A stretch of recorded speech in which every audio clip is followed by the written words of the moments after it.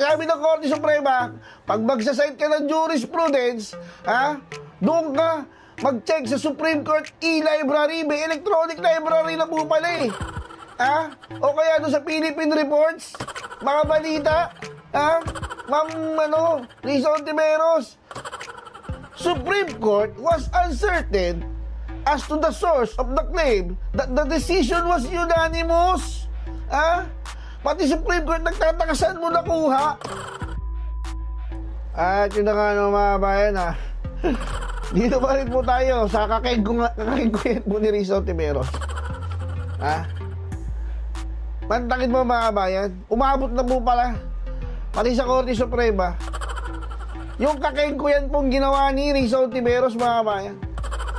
Mantakit mo mga bayan basahin mo natin balita po ngayon, Supreme Court slams Risa Ontiveros ruling in League of Cities case not unanimous mga kabayan. Yan nga ba po ang sinasabi ko mga kabayan doon po sa nauna natin video na kung saan po si Risa Ontiveros po gumamit po ng ChatGPT daw. Mga kabayan, ang masakit doon mga kabayan, free trial po yung nagamit niya. Kaya mali-mali po yung nasabi niya doon sa debate ko debate ko nila ni Senator Marcoleta. Mantakin mo mga kabayan sumagot mo ang Korte Suprema doon sa mali-maling kasong binigay ni Risa Ontiveros doon sa mga sinite po niya na sabi niya, hindi, meron namang binaligtad dito, ito, ganyan. Ay, hindi pwede po yan sa Korte Suprema, madam. Hindi po pwede sasagot ka lang ganyan sa debate galing sa ChatGPT. O ito po mga kabayan, ano pong sagot? Ano pong sagot ng Korte Suprema dito kay Madam Risa Ontiveros na gumagamit ng ChatGPT? Mga kabayan, basahin mo natin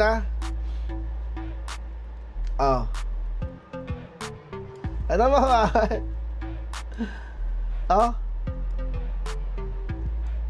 ayan mga kabayan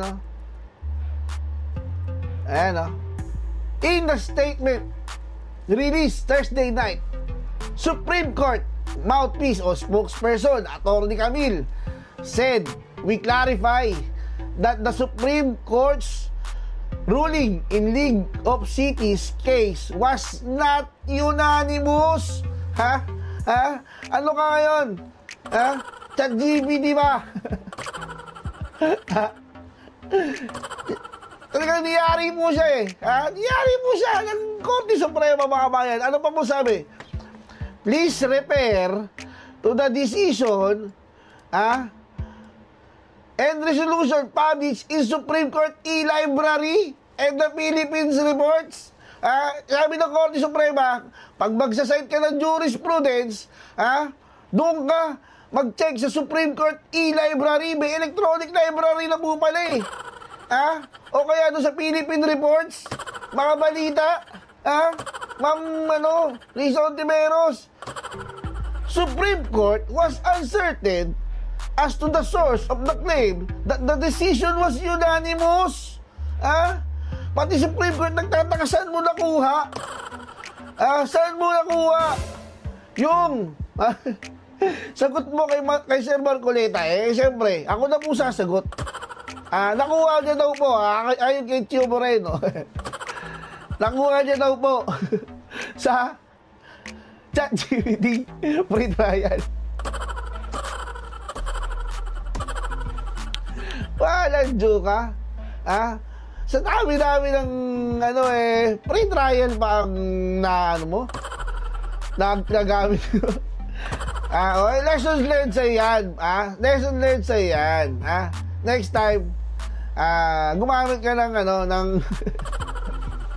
gumamit ka ng paid version. Hindi. Lessons learned sa yan. Bago ka makipag-debate, sa isang attorney Marcoleta na 40 years nang naninilbihan bilang abogado. Mag-aral ka muna, ma'am. At wag kang nagmamagaling-magalingan kaysa sa mga attorney. Yan ang hirap sa inyo nila nila Soto Piling nyo magagaling pa kayo kaysa sa mga attorney, kaya kayo napapahiya. O ito mga bayan sa mga hindi pa po nakakapanood ulit Kasi enjoy mga kapatid. Enjoy talaga eh. Enjoy talaga. Matatawa ka talaga. Dito mo. Panoorin po natin ulit ha. Panoorin po natin ulit yung pre-chat.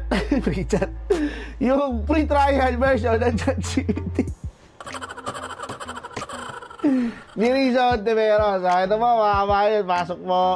Thank you, Mr. President, and to the good gentleman from Pampanga. Gusto ko lang pong bigyan ng point of information, sagot dun sa tanong ng good gentleman mula sa Tarlac, that in fact, the Supreme Court has reversed a unanimous decision in a lot of instances before. Dalawa lang po ang ibibigay kong halimbawa. League of Cities of the Philippines versus COMELEC. Original decision, 2008. Reversal on motion for reconsideration, 2009. Isa pa pong halimbawa, International Service for the Acquisition of Agri-Biotech Applications, Inc. o ISAA et al. Versus Greenpeace Southeast Asia. Original decision, unanimous, December 8, 2015.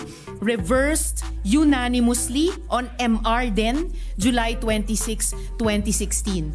So, hindi lang po tulad nung sinabi ni Minority Leader na there's always a first time, it has happened before. So, yung ganitong klaseng milagro na hinahanap, posibleng mangyari din po dito sa kasong pinag-uusapan natin. Malay po natin. Salamat po, Mr. President. Salamat sa good gentleman from Tarlac. Senator Marcoleta. May I know from the good senator if these decisions are bank decisions or divisions? Yes, Mr. President, unbanked decisions po. Well, you have to cite the I would gladly jurisprudence. cite the GR number po bang hinihingi, Mr. President? Pagka sinabi pong bank, lahat po ng members ng Supreme Court, 15 of them, unanimous. To Kasi reiterate po, what baka division lang yan, 5 lang yun. Hindi po No, bank Mr. yun. President, to reiterate what I already said, mga ano po ito, mga reversal ng unanimous Supreme Court decisions. Yes, but I am At sa asking for dalawang qualification, halimbawang Mr. binigay President, ko whether po these are on bank decisions or decisions by a division. And whether or not they Mr. were President, characterized by... sinabi ko rin na po kanina, Sandali unbanked po. decisions po ito. Ay, hindi po. Whether or I not am the replying to decisions question. are characterized by the following qualifications. 1, unconstitutional, void ab initio, violative of due process. All these are present in those jurisprudence cases as you cited. Mr. President, Mr. President, bagamat para itong yung pinag-uusapan natin kaninang operative facts, kanina simple lang yung tanong eh. May kaso na po ba na ang Supreme Court sa unanimous decision ay ni-reverse ang sarili nila? Ngayon may dinadagdag na tanong. Pero sige po, yung League of Cities of the Philippines versus COMELEC, the Supreme Court in its original decision in 2008 unanimously declared the cityhood laws unconstitutional. I will have to get more information po on the ISAA reversal of unanimous decision. Pero malinaw na mga sagot na po ito dun sa original na tanong. So the original assertion na hindi po natin alam kung na-reverse na ng Supreme Court ang sarili nila sa original na unanimous decision has fallen by the wayside. Kasi the Supreme Court, as I said already earlier, has reversed a unanimous decision unbanked in a lot of instances before. Yun lamang naman po, Mr. President. Noted and entered Salamat into po. the records. Majority Floor Leader. Yes,